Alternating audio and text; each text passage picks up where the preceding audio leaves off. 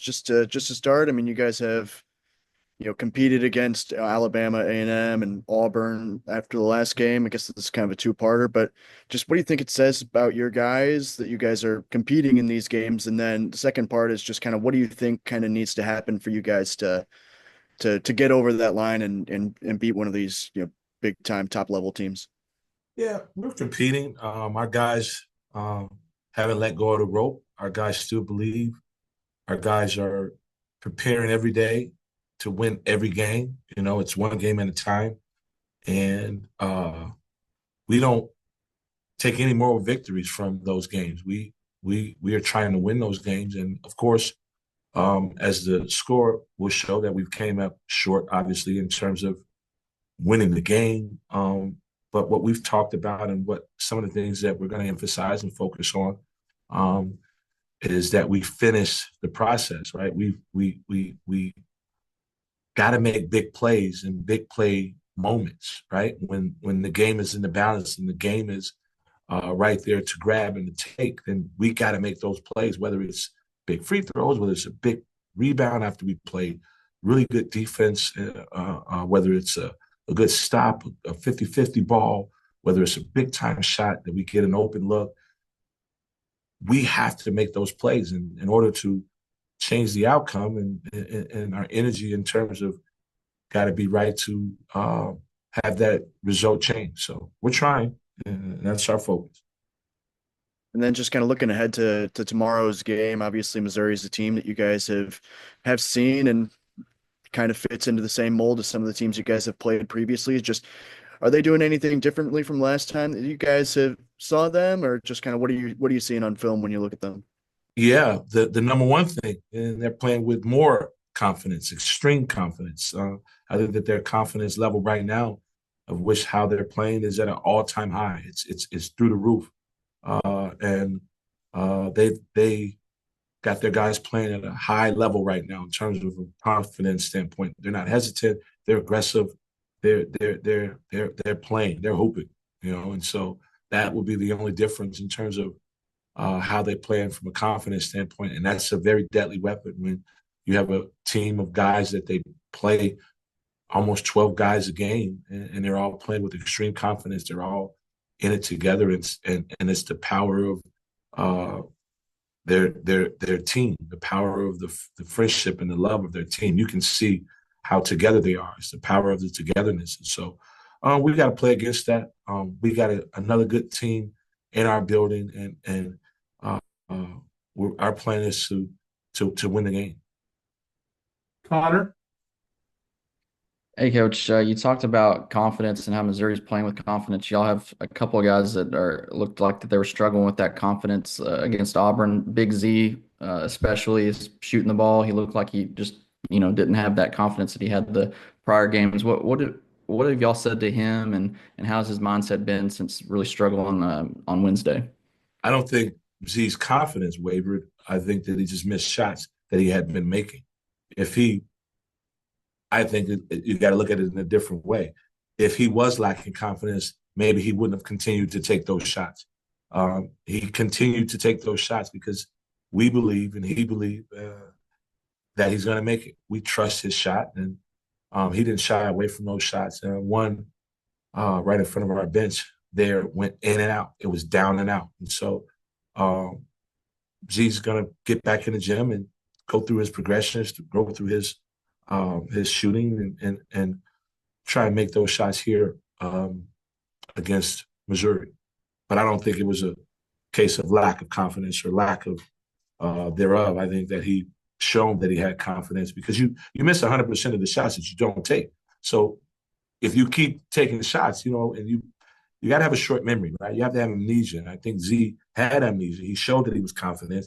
He showed that it's all about the next shot. That's why he kept shooting those shots. That's a good point. Do you see y'all going to him early, maybe just to see if to get him in that rhythm starting on Saturday, or is it just something y'all still stick with the same game plan, same mindset, or do y'all kind of change how you use him early on? No, I think that what we want to have from Z is a inside outside threat. We don't again ever particularly want him to just fall in love with the three.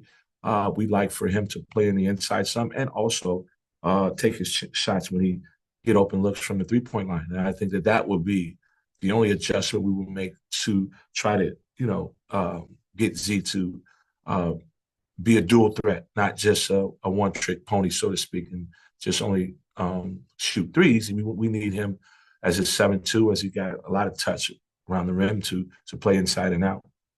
Last one from me. Mark Mitchell, their big man, Missouri's big man. He's averaging 20 and a half points a game last 3 games or last 4 games. Just what makes him so difficult, and what do you need from your front court to slow him down? Well, what makes him difficult is originally he was a wing, a three, so to speak, a forward.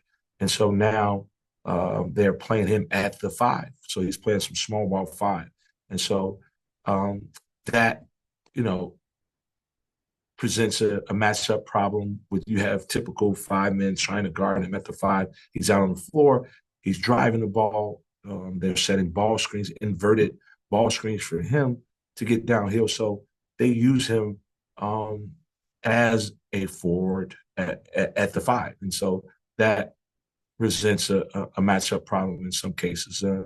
He's playing really well right now. Again, extremely confident right now, and they utilize him in a significant way for their team. It works for that group. It really works for that group. Jackson. Yeah, Coach, Cal hasn't really shied away from the importance of these games. I think he called the Auburn game a Final Four game for you guys, and has sent the message out of how important this closing stretch is. I'm wondering, is there any different vibes in the building? How have the players kind of responded with the pressure that comes with these end of season games? I think it's important to let the players know when the stakes are high, right?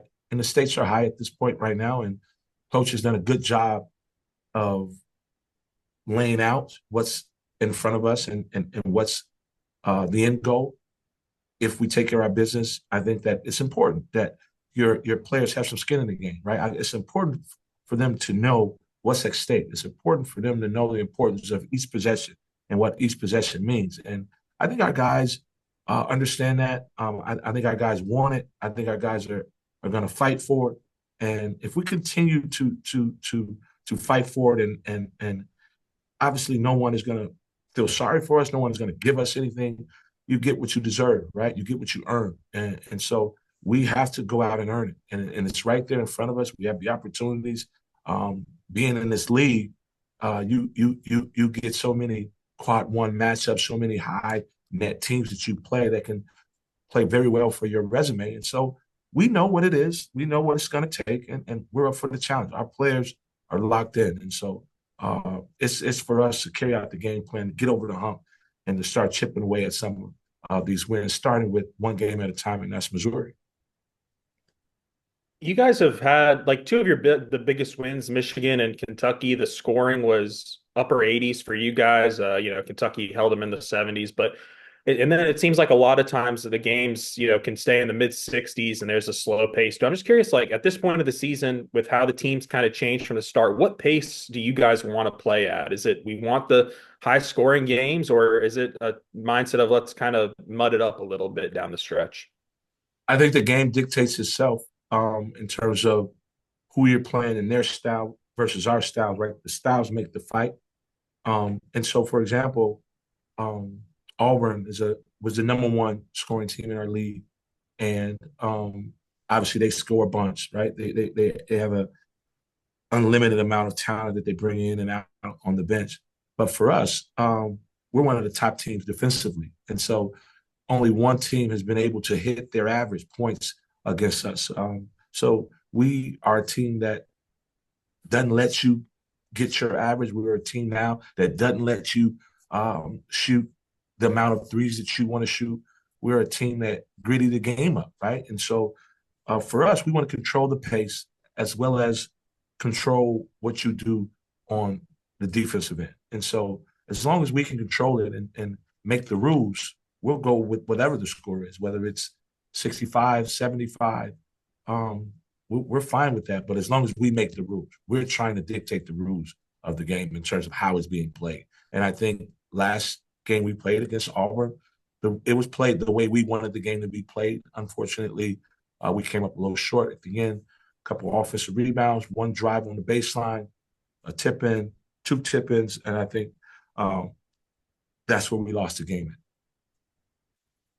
Last one from me. Adu had a nice bounce back performance against Auburn, but even his buckets, they seemed a little difficult. He was fighting through traffic, everything. Not a lot of easy stuff for him. How do you maybe go about getting him some easier looks, and what does maybe he need to do to kind of generate some better easy offense for himself? Offensive rebounds, transition. But I tell you, when you're at the top of the scouting report, it's not going to be easy for you, right? He's at the top of the scouting report in terms of our team, how other teams look at our team, right? And they scout. He's at the top.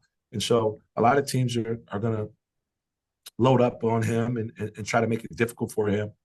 I think that he poses that kind of threat that if Adu is getting off or able to dominate the game on the offensive end, then that poses a threat for that particular team. And so him being at the top of our scout report, it's going to be difficult. His shots are going to be tough, and they're going to double team him. They're going to load it up. They're going to shrink the box, right? They're going to do that. And we understand that. We watch a ton of film, and there's ways we even talked about yesterday in film of how we can do some other things to get him some easier looks, but it's not going to be easy. It's not going to be easy for anyone. Thanks, Jim. Anthony, wraps up, please.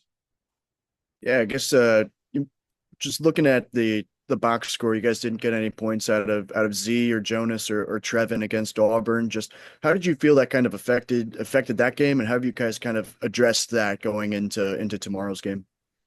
We need everyone.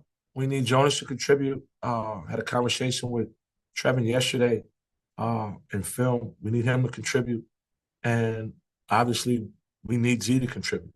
Our team is only strong as it is the sum of our parts. And that means that we need everybody. There's not one player on our team that can go into a phone booth and put on a cape and come out and be Superman and win the game for us. We need contributions from everybody. This is a tough league, probably the best league in the history of college basketball. And for us to succeed, we need bits and pieces from everybody. And so we're trying to get TB to play at his level for us, Jonas and Z. And when that happens, when everybody's hitting on that cylinder, when everybody's hitting on that chord, we're going to be really tough. And that's what we're expecting to have here on Saturday. We need for everybody to contribute in front of our home fans, our crowd. We got the Missouri Tigers, one of the hottest teams in the country right now. We need for all of those guys to play well. And here's one of I'm going to leave you guys with this. This is the saying that I say to our guys a lot. If everyone is good, no one has to be great. So that's what we need on Saturday against Missouri. BetOnline is the world's most trusted betting platform and your number one source for online betting in 2025. Whether you're a seasoned fan or a first-time bettor, BetOnline is your ultimate game day companion. With the largest selection of odds on everything from NBA and college basketball to the NHL and UFC, BetOnline continues to be your number one sports betting source. From every three-pointer to hat trick, BetOnline has you covered with odds, stats, and more for every game, every play, and every win. BetOnline, the game starts here.